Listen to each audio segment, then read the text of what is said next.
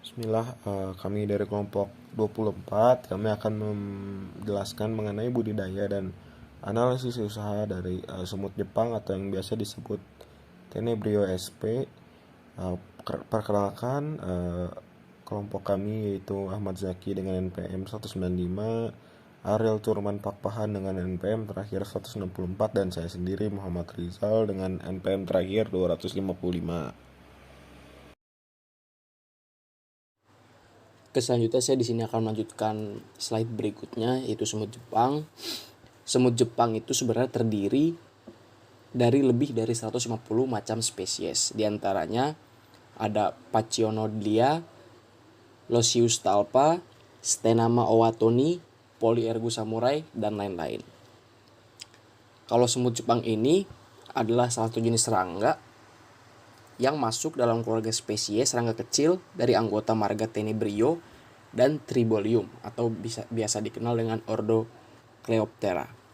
Istilah semut Jepang di masyarakat Indonesia hanya sebuah sebutan agar mudah diingat untuk diceritakan ke orang lain.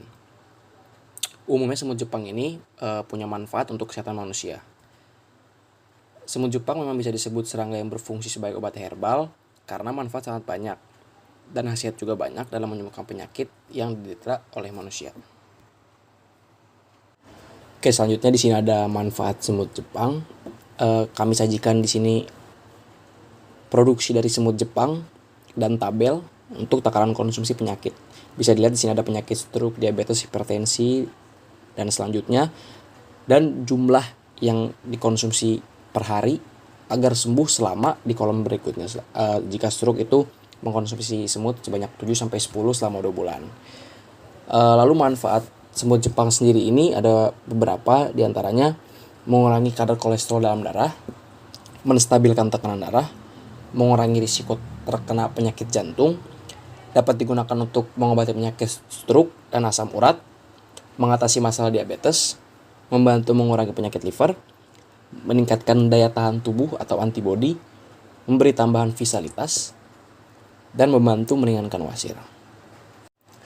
Oke, selanjutnya di sini ada ciri-ciri semut Jepang.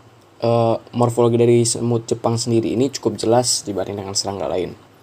Karena semut Jepang ini memiliki antena, kelenjar meta pleural, lalu bagian perut yang berhubungan ke tangkai semut yang membentuk pinggang sempit di antara mesosoma dan metasoma. Ciri-ciri semut Jepang yang tertera dalam PowerPoint adalah bertubuh keras, berkaki 6, bersayap tetapi tidak bisa terbang, hidupnya berkelompok, bukan kanibal, dan tingkat reproduksi yang sangat tinggi. Oke, selanjutnya di sini ada perbedaan semut Jepang dan induk ulat tongkong. Di sini kami menyediakan gambar ada semut Jepang dan induk ulat tongkong. Perbedaan jelas bisa kita lihat saat fase ulat. Semut Jepang tidak mengalami fase molting atau fase ganti kulit, sedangkan induk ulat tongkong mengalami fase ganti kulit. Ulat kandang atau ulat Jerman itu pun juga mengalami fase molting sebanyak 10 kali untuk menjadi ulat, sedangkan semut Jepang tidak.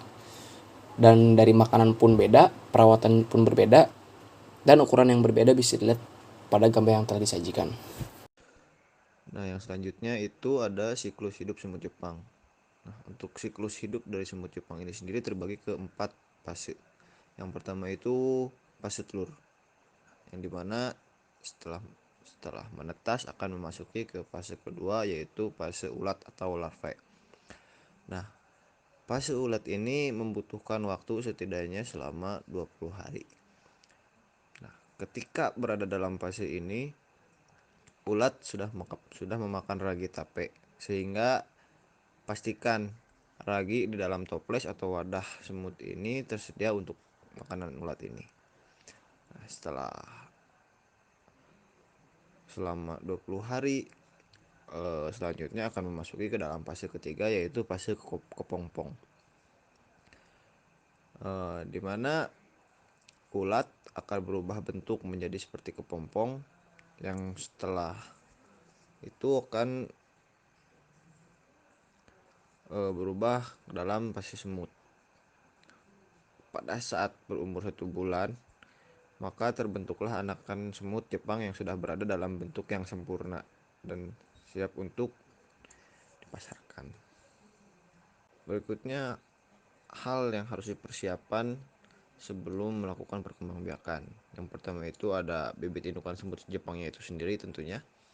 Lalu yang kedua itu ada toples yang terbuat dari plastik atau kaca yang sudah disediakan lubang udara untuk sirkulasi udara bagi semut agar tidak kedap udara tentunya. Lalu yang ketiga itu ada kapas steril. Biasanya yang berbentuk bulat dan bukan yang merupakan kapas kosmetik yang biasa yang berbentuk kotak-kotak seperti itu. Lalu yang terakhir yang keempat itu ada ragi tape yang biasanya untuk fermentasi tape sebagai untuk digunakan sebagai pakan dari semut Jepang itu sendiri. Baik, selanjutnya itu perkembangbiakan dari semut Jepang. Nah, terdapat 6 tahapan yang perlu dipersiapkan sebelum ketika melakukan perkembangbiakan itu sendiri. Yang pertama itu tentunya kita harus menyiapkan bibit semut Jepangnya ya. Setidaknya sediakan sekitar 30 ekor, atau apabila kita bisa menyediakan lebih banyak lebih bagus karena tentunya akan memungkinkan perkembangbiakannya akan lebih cepat dan hasilnya pun akan lebih banyak seperti itu. Lalu yang kedua itu menyediakan tempatnya ya. Bisa berupa toples, wadah kaca ataupun baskom yang tertutup tapi tetap diberi lubang kecil untuk udara atau juga dapat menggunakan kaca steril sebagai penutup wadah tersebut sehingga terhindar dari debu. Lalu yang ketiga, sediakan ragi tape yang tentunya untuk pakan bibit itu sendiri. Lalu yang keempat, menyediakan tempat yang memiliki suhu sedang dengan berkisar sekitar 30 derajat Celcius. Lalu juga jauhkan dari sinar matahari. Dianjurkan untuk memilih tempat yang memiliki sirkulasi udara yang baik dan juga cukup agak lembab, tetapi tetap harus dijauhkan dari jangkauan semut merah. Nah, lalu yang selanjutnya itu yang kelima, sediakan kapas seperlunya saja sesuai dengan ukuran wadah yang kita gunakan. Nah, kapas ini nantinya akan digunakan sebagai tempat bagi indukan atau bibit untuk nantinya berkembang biak.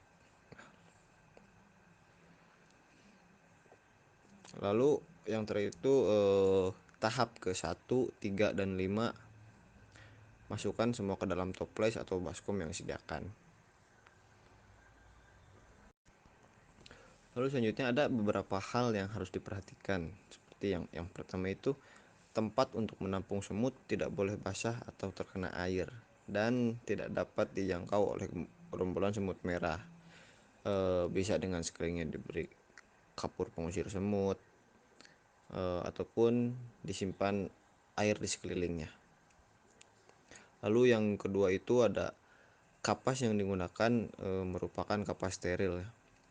Bisa yang kapas bayi ataupun kapas yang disediakan di apotek yang tentunya tidak mengandung unsur kimia. Lalu selanjutnya yang ketiga itu cara pemberian makan semutnya itu yaitu selama 3 hari cukup diberi 1 butir ragi tape. Tapi kembali lagi tergantung banyaknya populasi dari semut itu sendiri. Misalnya seperti untuk semut kurang dari 200 ekor dalam satu toples. Nah, Jadi satu butir itu untuk konsumsi 50 sampai 200 ekor semut dalam 3 hari seperti itu. Lalu yang keempat, semut yang berada di dalam toples, baskom atau wadah jangan sampai terkena cahaya matahari langsung. Karena semut Jepang itu sendiri sensitif apabila terkena suhu panas dari cahaya matahari. Nah, jadi dia akan menjadi agresif dan mencari jalan keluar dari wadah tersebut. Nah, lalu akan mati bila dibiarkan terlalu lama. Nah, lalu yang kelima, yang terakhir, dalam waktu 1 bulan jumlah populasi dari semut Jepang itu sendiri bisa menjadi lebih dari 2 kali lipat. Jadi tetap perhatikan total populasi dari semut Jepang tersebut. Dalam budidaya semut Jepang itu dibutuhkan yang namanya investasi berupa aset gitu ya. Nah, yang pertama ada kandang toples sebanyak 50 buah dengan harga satuan 5.000 dan usia ekonomis 4 tahun. Kemudian indukan semut Jepang dengan jumlah 10.000 ekor, harga satuannya Rp200 dan usia ekonomisnya itu 1 tahun. Apabila ditotalkan, itu biaya investasi yang dibutuhkan yaitu Rp2.250.000. Dalam budidaya semut Jepang itu diperlukan yang namanya biaya operasional. Yang pertama itu biaya penyusutan toples dan indukan. Itu jumlahnya untuk toples Rp5.000 per bulan dan indukan semut Jepangnya itu Rp42.000 per bulan. Kemudian di sini juga dibutuhkan yang namanya kapas steril sebanyak 50 bungkus dengan harga satuan Rp10.000. Kemudian ragi sebagai pakan itu dengan jumlah 10 bungkus dan harga per bungkusnya itu Rp10.000. Kemudian ada toples sendiri ini digunakan untuk pemasaran agar mempermudah pemasaran gitu dengan jumlah 50 toples dengan harga satuan Rp5.000 dan apabila totalkan biaya operasional ini jumlahnya dalam 1 bulan yaitu Rp897.000. Selanjutnya ada analisis ekonomi. Nah, dengan data yang kami sajikan dapat disimpulkan bahwa beternak semut Jepang itu berpotensi balik modal di bulan kedua dan mendapat keuntungan mulai dari bulan ketiga dan seterusnya. Apabila dilihat pada tabel bulan 1 dan 2 itu penghasilan itu belum menutupi modal. Sedangkan dari mulai bulan ketiga, 4, 5 dan seterusnya itu udah mulai profit. Terakhir, dapat disimpulkan bahwa semut Jepang adalah salah satu satwa harapan yang berpotensi menguntungkan atau menghasilkan secara finansial gitu, dimana masa pandemi ini kita harus dituntut kreatif gitu.